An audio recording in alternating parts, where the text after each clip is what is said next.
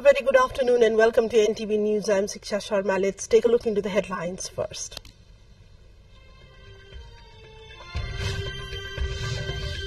Martyrs' Day being observed today, remembering their contribution in ushering democracy. Prime Minister says time has come to carry out the remaining tasks of revolution.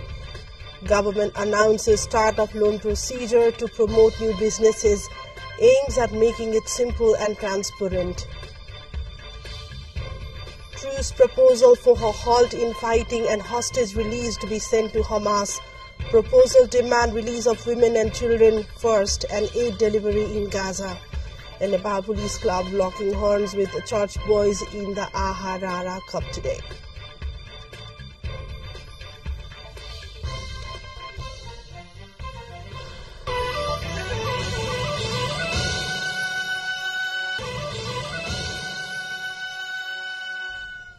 Welcome back to NTV News, taking a look into news in detail. Now, the Martyrs' Day is being observed today by organizing a variety of programs in memory and respect of the people who sacrificed their lives for restoration of democracy and for independence and freedom during different times in history. Martyrs' Day is observed each year on March 16 to commemorate the first known instance of martyrdom in modern Nepal. Week-long programs are organized every year from March 10 to 16, the four main martyrs recognized by the state to sow a seed of democracy by overthrowing the autocratic Rana regime are Shukraraj Sastri, Dharmabhakta Mathema, Dasrat Chand and Gangalal Shrestha. Sastri was hanged in Pachali of Teku on March 10, Dharmabhakta on March 13 at Sifal, and Dasrat Chand and Gangalal Shrestha on March 15 of 1997, Bikram Sambat, at Shobha Bhagwati by the then Rana rulers. Meanwhile, various programs are being organized to observe the Martyrs' Day today. A morning procession was organized in Kathmandu from Shanti Batika of Ratna Park to Martyrs' Monument in Loinchor. The event was attended by Prime Minister, ministers and high-level officials of the Nepal government, where all the known and unknown martyrs were paid the tribute. Addressing the program, Prime Minister Pushpakamal Dahal said, Martyrs' Day is the day to commemorate the sacrifices that martyrs of this land has made for the country and day to remember the dream once they braved it. He also reiterated that Martyrs' Day is the remembrance day of all the political leaders and parties, including people, to be determined to fulfill their left of the work which was established from a hard-fought revolution by the brave martyrs. While paying obeisance to the martyrs in Loinchur, the Prime Minister remembered all disappeared freedom fighters of the country and wished for speedy recovery for those who were injured at different times during the revolution in the country. And let's take a look into other developments where Chief of the General Staff of the British Army, Sir Patrick Sanders, called on Prime Minister Pushpakamal Dahal this morning. The meeting was held at the Prime Minister's office in Singha Darbar. Matters related to development and expansion of bilateral military relations and cooperation were discussed during the meeting. Other areas of cooperation were also discussed at the meeting. Taking you to other developments where the first phase of Nepali Congress's dialogue tour, Nepali Congress in Community, has started from today. During the campaign, NC's representative aimed to reach at all wards across the country. For this, top leaders of the party have been assigned at all 7 provinces. The tour, named Community Campaign, aimed at reaching out to communities to collect their grievances and concern. That will conclude on 9th of February, coinciding the death anniversary of party's late leader Sushil Koirala. People's expectations, suggestions and complaints will be heard. The state of service delivery at the local level, development and good practices in the community will also be observed as part of the campaign. According to Chief Secretary of the party, Krishna Prasad Paurel, the community tour is not scheduled at 2 earthquake-affected districts and few mountainous districts. Let's take a look into yet another break. Stay with us for more updates on the other side.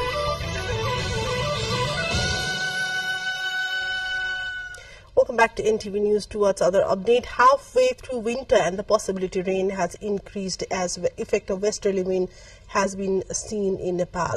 According to the meteorologists, there is a chance of light rain in some provinces and heavy rain is expected from tomorrow for a few more days. According to the meteorologist Sanjeev Adhikari, there is a possibility of westerly wind being more active from tomorrow onwards. Meteorological Forecasting Division informed that there is a possibility of light rain in hilly region of Karnali and Sudurpashchin province tomorrow and Gandaki, Lumbini, Karnali on Thursday. Similarly, there is a possibility of light snowfall in high hilly and mountainous region of the country. Kathmandu has recorded a minimum temperature of 4.4 degrees Celsius this morning.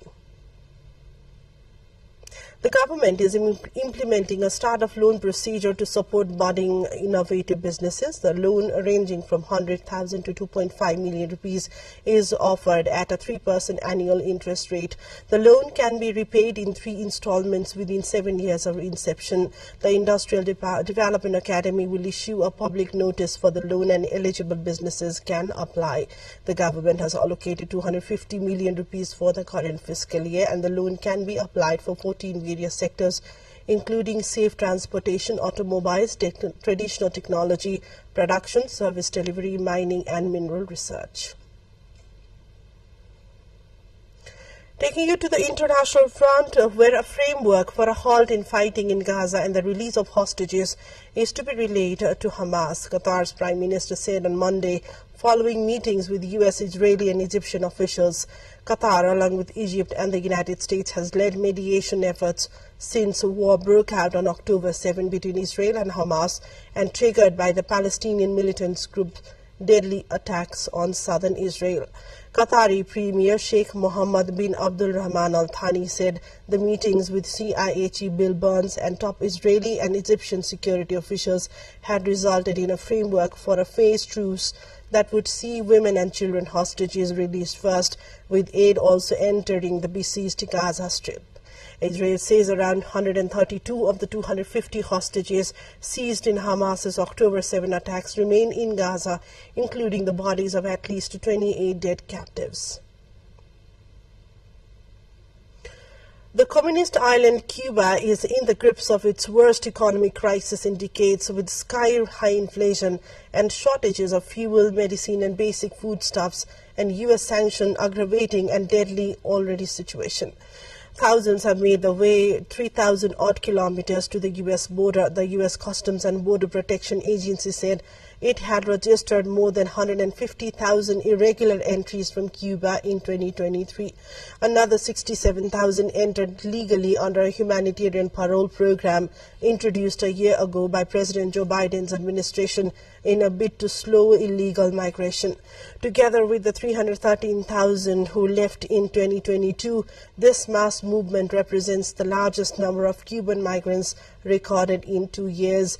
These 533,000 Cubans represent almost 5% of the island's 2022 population of 11.1 million.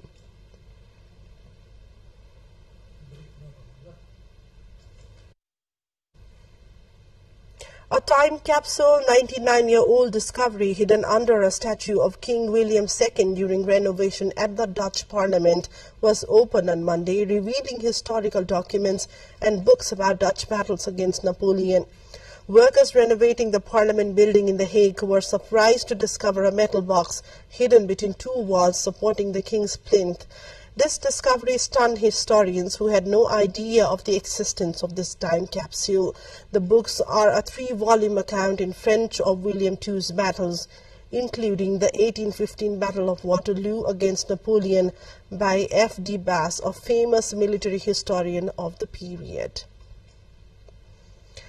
Tech billionaire Elon Musk says his Neuralink company has successfully implanted one of its wireless brain chips in a human for the first time. Initial results detected promising neuron spikes or nerve impulses, and the patient is recovering well. He said the company's goal is to connect human brains to computers, and it says it wants to help tackle complex neurological conditions. A number of rival companies have already implanted similar devices.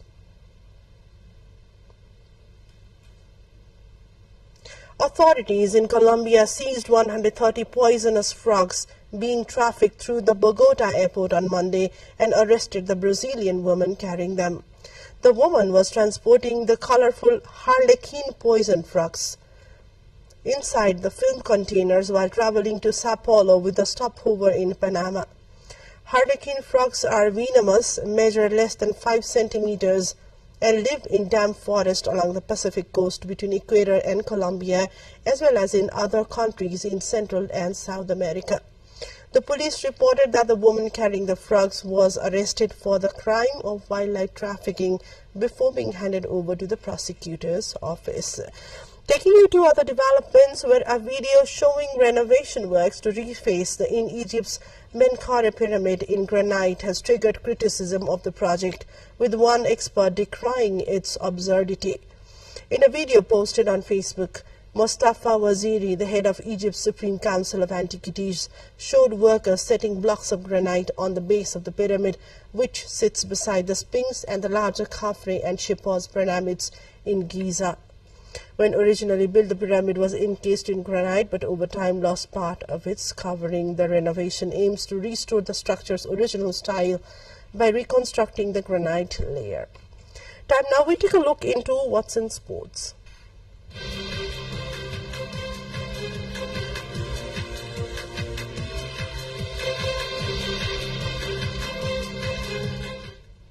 The Nepal Police Club is facing Charge Boys Club in the last quarter-final of the tournament of the Aha Arara Gold Cup in Pokhara today. Earlier, Jaulakil Youth Club entered the semi-finals with sudden death win over Manang Masyangdi Club. MMC Jaulakil moved into the last four with 7-6 sudden death win over the six-time champion club. The match entered into tiebreaker after 1-1 draw in the regular 90 plus the 30 minutes extra time. Jaulakil will face three-star club in the Lalitpur Derby semi-final. Host Ivory Coast eliminated reigning champions Senegal in a penalty shootout to book their place in the 2023 Africa Cup of Nations quarterfinals following a 1-1 draw after extra time. Senegal had made a dream start when Habib Diallo struck in the 4th minute from a Sadio Mane cross. The Elephants quarterfinal on Saturday will pit them against Mali or Burkina Faso, who play their last 16 tie in Korhogo on Tuesday. This brings us to the end of the bulletin. A quick reminder of the top stories.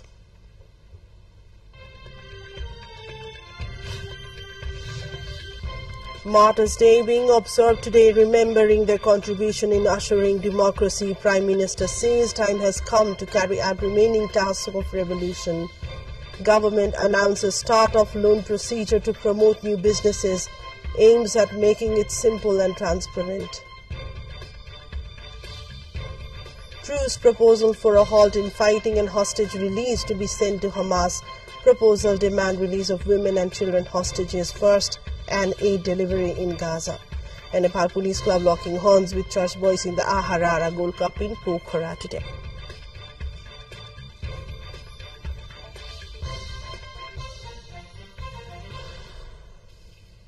That's all for now. Thanks for watching. Have a great day ahead and namaste.